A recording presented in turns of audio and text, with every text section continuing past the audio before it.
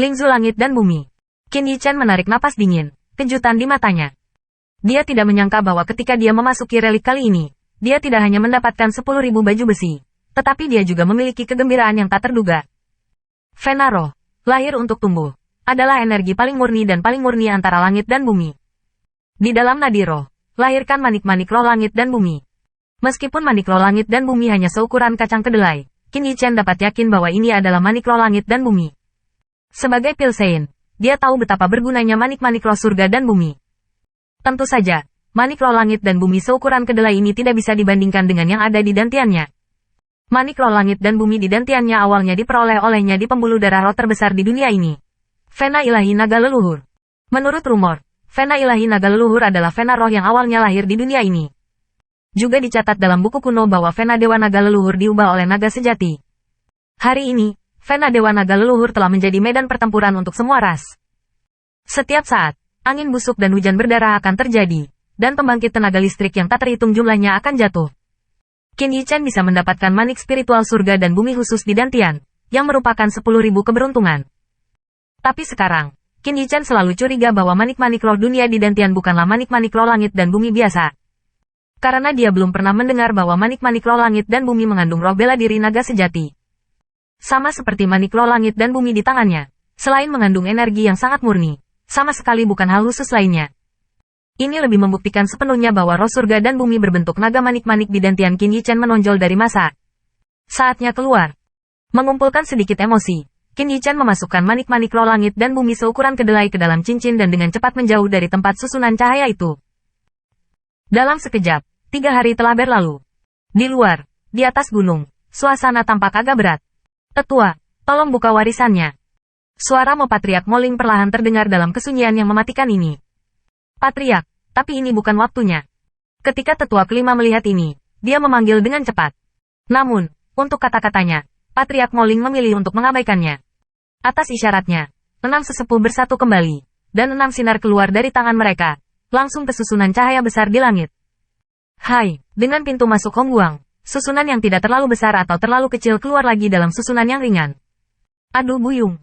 Pada saat yang muncul ini, napas kuno dan menakutkan menyembur keluar dari celah mana dan mengamuk.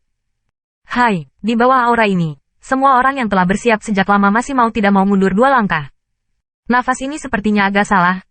Mata Mo Tianru sedikit menyipit. Dia pernah memasuki peninggalan. Dia tampak menarik napas yang tidak biasa dengan tajam. Namun, dia tidak bisa membedakan secara spesifik. Di sampingnya, Moling dan banyak tetua juga mengubah wajah mereka. Meskipun mereka tidak melihat adanya perbedaan, aura ini tampaknya sedikit lebih kuat dari setiap kali dibuka. Hal ini tentu saja disebabkan oleh rusaknya nadi roh, energi yang membanjir. Namun, tidak ada orang Mo yang tahu bahwa di dalam hati mereka, setiap perubahan reruntuhan akan membawa pesan yang sangat buruk. Setiap kali tetua jatuh ke dalamnya, akan ada beberapa perubahan pada relik tersebut. Dengan munculnya pintu keluar, tetapi siluet Qin Yichen belum muncul. Inilah yang membuat Mo Tianru dan yang lainnya agak menembus air musim gugur yang jernih. Mereka sudah ingin tahu apa yang ada di peninggalan itu. Apakah Qin Yichen menderita kemalangan? Namun, karena terburu-buru, Qin Yichen tidak bisa keluar, dan mereka tidak bisa terburu-buru saat ini untuk menemukan seseorang. Oleh karena itu, mereka harus saling memandang tanpa daya, dan menunggu dengan jujur. Dan penantian ini, dalam sekejap mata, adalah beberapa jam. Pada susunan cahaya di atas, masih ada hembusan nafas yang dahsyat, dan di dalamnya, tidak ada setengah siluet. Hitung waktunya. Butuh 3 hari sejak Qin Yichen memasuki reruntuhan. Di puncak gunung, Moling dan Mo Tianru berdiri di depan tangan mereka. Mata kedua orang itu mengamati dengan cermat ruang bengkok setelah susunan cahaya di atas, seolah-olah mereka ingin melihat pemandangan itu. Di samping mereka, banyak patriark Mo selalu menunggu ekspresi yang berbeda. Tetapi penantian semacam ini, alis mereka mengerutkan kening seiring waktu. Patriark, Tetua Agung, kakak laki-laki Yichen, apakah tidak akan ada apa-apa? Di samping Moling, tangan kecil Gong Yi menjadi sedikit pucat. Setelah melihat begitu lama, masih belum ada gerakan. Dia tidak bisa menahan diri untuk bertanya pada Patriark Mo dan Mo Tianru. Mo Tianru ragu sejenak, dan akhirnya dia tersenyum pahit dan tidak menjawab. Dia telah mengalami bahaya dalam warisan itu. Dia masuk dengan senior yang 1 tingkat lebih tinggi darinya, dan sebagai hasilnya.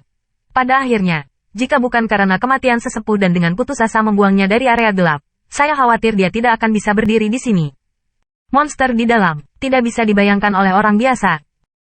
Ini semua kehidupan. Jika ini adalah Tuhan, kita akan membuat orang yang selamat kita terpana. Mo Ling menggelengkan kepalanya, berkata dengan senyum pahit. Lakukan yang terbaik dan dengarkan takdirmu. Pada titik ini, satu-satunya hal yang dapat mereka lakukan adalah menunggu. Mendengar kata-katanya, masukan publik diubah menjadi tubuh yang menyenangkan bergetar, dan matanya berkilat dengan kristal. Waktu tunggu ini tidak diragukan lagi lama.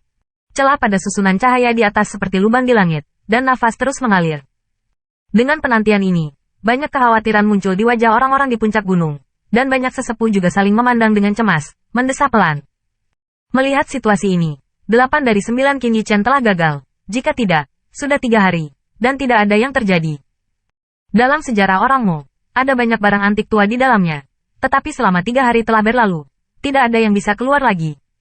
Dan di antara banyak desahan tetua, ekspresi dari banyak klan Mo di kaki gunung juga sedikit suram.